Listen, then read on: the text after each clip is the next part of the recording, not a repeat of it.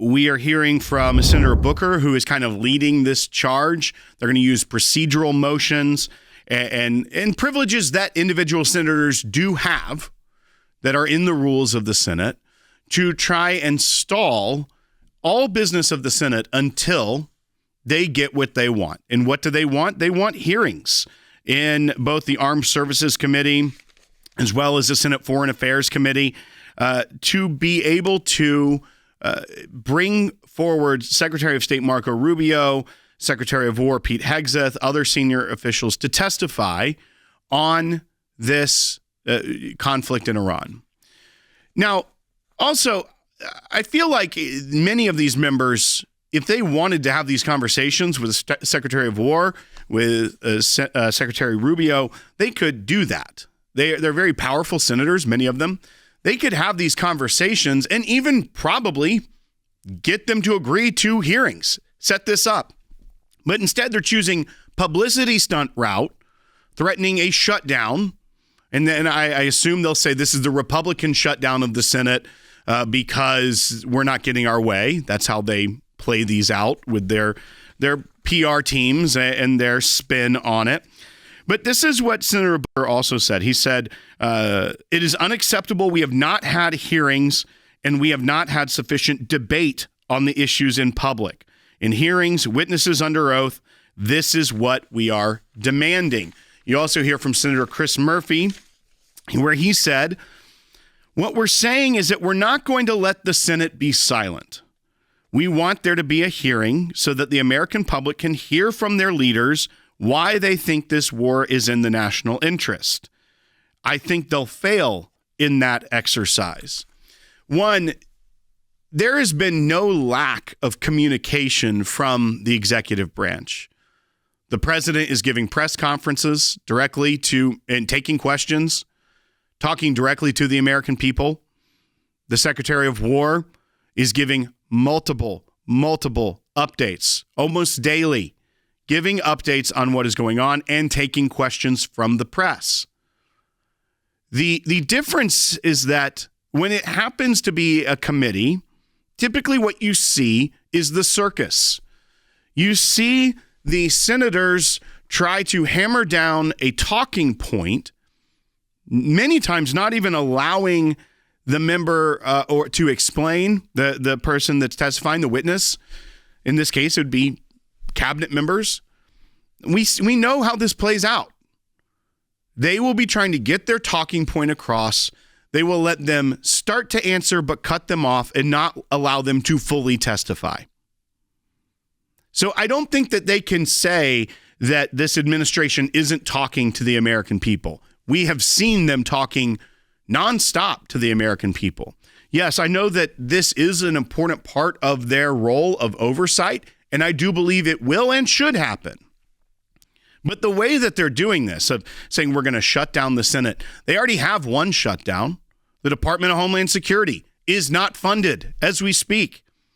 At a time where, and we're going to talk about this more, the U.S. is saying that they're receiving encrypted communication out of Iran that they believe could be activating terrorist cells, sleeper assets around the world. And what have we seen? We have seen panic at airports where the TSA is short-staffed because of the Department of Homeland Security shutdown. We are seeing there be flights diverted.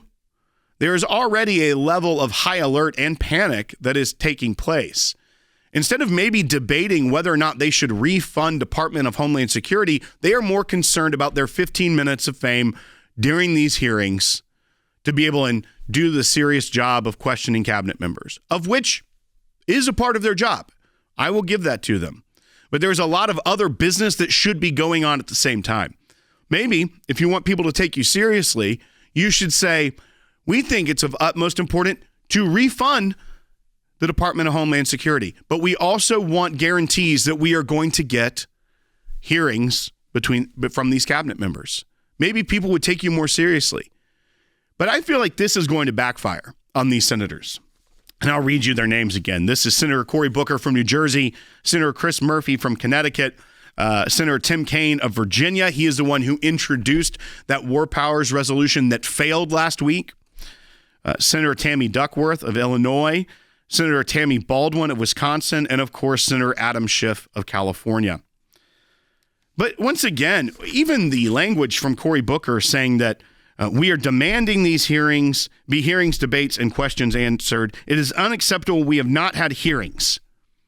We're 10 days into this. Have you tried to actually work with the committee chairs and work out a path to have these hearings? I understand you can call a hearing pretty quickly, but also understanding that the Secretary of War and the Secretary of State are both in the thick of this right now. You can probably figure this out if you don't want the sound bites on TV and elevate your name status for, I don't know, maybe a potential attempt at being president again, Senator Booker. Is that the plan here? Because all of this just seems so disingenuous to me, that they are going to shut down the business of the Senate for hearings at the same time that they currently are holding the Department of Homeland Security in a shutdown perpetually. Now they've even seen that the Secretary of Homeland Security has been reassigned and there will be another one. Are they going to wait and hold up a nomination to lead that very important part of the executive branch while we are in a heightened security risk scenario? These are the questions I want to know from the senators. I know they have their questions they want answered from the members of the executive branch, but the people who elect these senators that are supposed to be representatives of their states, of the people that elect them and send them to Congress, where are those questions? Why aren't you working on refunding Homeland Security? Even if you want reforms, why are you not working towards that? Instead, you're just keeping it shut down. Your war powers resolution already failed. You weren't able to stop this conflict. So during that, maybe work for the betterment of the country instead of what you're doing right now. And that is trying to do another political stunt of shutting down now the Senate. People already complain that Congress isn't effective enough. Do you think this is adding to your credibility, senators? When you are saying, you know what?